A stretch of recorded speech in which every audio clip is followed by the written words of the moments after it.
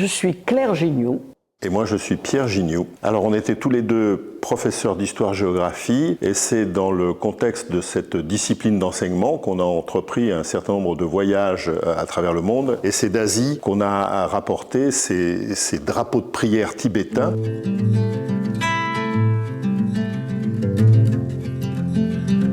Dans l'exposition, on doit avoir une dizaine d'objets, dont certains sont des objets assez élaborés, assez sophistiqués, avec un savoir-faire assez spécial, artisanal. Et là, on est tout à fait à l'encontre de ce genre de choses, parce que ces drapeaux de prière tibétains, c'est un textile extrêmement médiocre, c'est de l'impression industrielle, il n'y a aucun travail sophistiqué, aucun savoir-faire. Donc on pourrait se demander pour quelles raisons, dans une exposition sur les textiles, les commissaires ont choisi ce type d'objet. Mais ce n'est pas une exposition sur les textiles, c'est une exposition sur les textiles rituels. Et ça, d'un point de vue rituel, ce sont des objets d'une extrême importance. On les retrouve dans toute l'ère géographique himalayenne, de religion bouddhique, à savoir le Tibet, le Népal, le Bhoutan et le Ladakh. Ces drapeaux de prière sont, comme vous le voyez, de simples rectangles qui sont cousus le long d'un galon et qui sont destinés à être déposés sur des rochers en guirlande et flotter au vent. Ils représentent une iconographie qui est bouddhique, soit c'est le Bouddha lui-même, soit c'est le cheval devant qui représente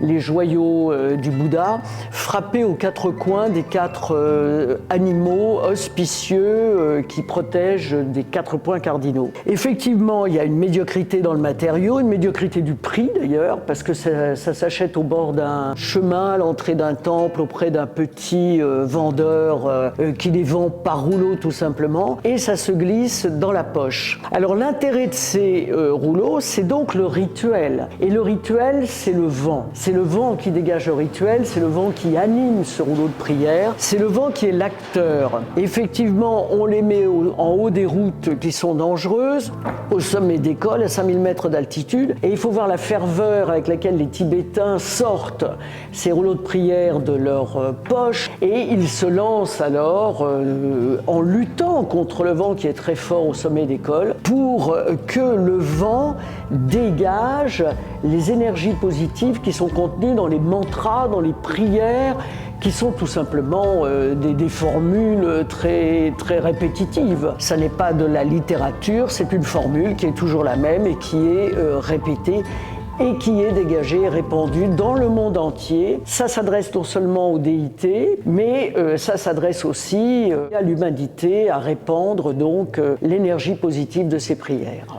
Ces drapeaux de prière, il y en a 3 types qui ont été exposés, des tout neufs, des un petit peu usagés, des complètement effilochés. Ces drapeaux de prière, soit ils sont dans des endroits accessibles, autour d'un temple, dans sa maison, sur son toit, et ces drapeaux de prière, à ce moment-là, ils sont régulièrement changés, en principe tous les ans, au moment du Nouvel An, au moment de l'Ossar, le Nouvel An tibétain. Par contre, évidemment, s'ils ont été placés dans des endroits inaccessibles, en pleine montagne, au sommet d'un pic, d'un col, là, ils vont être laissés en place et ils vont peu à peu s'effilocher sans d'aucune manière perdre leur vertu bénéfique. Et bien, ils vont continuer encore, sous l'effet du vent, à diffuser dans l'espace ces énergies positives.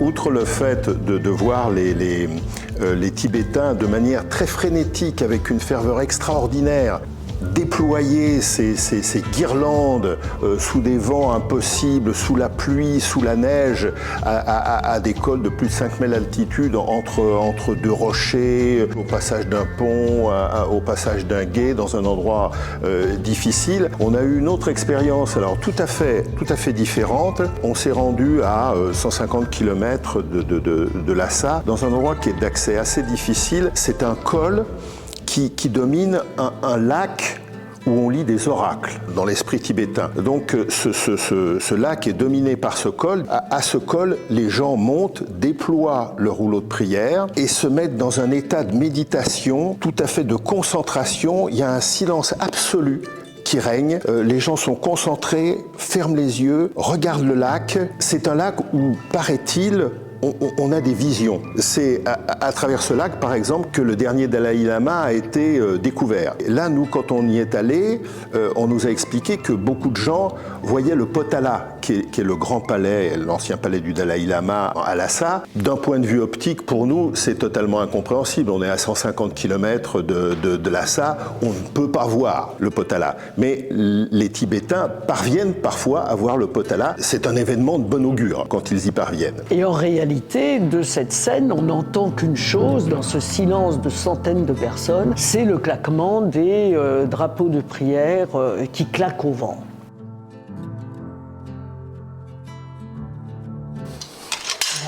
Dans les sens des aiguilles d'une montre. Alors on peut faire un parallèle entre, d'une part, ces drapeaux de prière et d'autre part, un élément aussi fondamental de la société tibétaine qui est le moulin à prière. Alors on voit souvent des Tibétains avec leur moulin à prière déambuler autour des temples ou se promener en ville simplement et en psalmodiant un certain nombre de prières. À l'intérieur de ce rouleau de prière, qu'est-ce qu'il y a ? Il y a toute une bande de papier qui a été imprimé ou qui a été manuscrit et qui porte les mêmes prières. Et en actionnant le rouleau de prière, comme je viens de le faire, eh bien, on répand de la même manière ces paroles de bon augure à travers l'espace. Là aussi, c'est le rôle du vent, c'est le rôle de l'air. Et quand on prend en compte les très gros rouleaux de prière qui se trouvent à la périphérie, par exemple, des temples ou des monastères, on a des gros cylindres, souvent gainés de cuir, gainés de bois ou gainés de métal, qu'on va faire tourner en les actionnant dans ces tubes. Eh bien, en fait, ce sont des feuilles de papier sur lesquelles sont également imprimées ou manuscrites les mêmes prières, en particulier le Om Mani Padme Hum, qui est le mantra principal du bouddhisme tibétain, hommage au joyau du lotus, formule qui est un peu sibylline et dont le sens nous échappe relativement.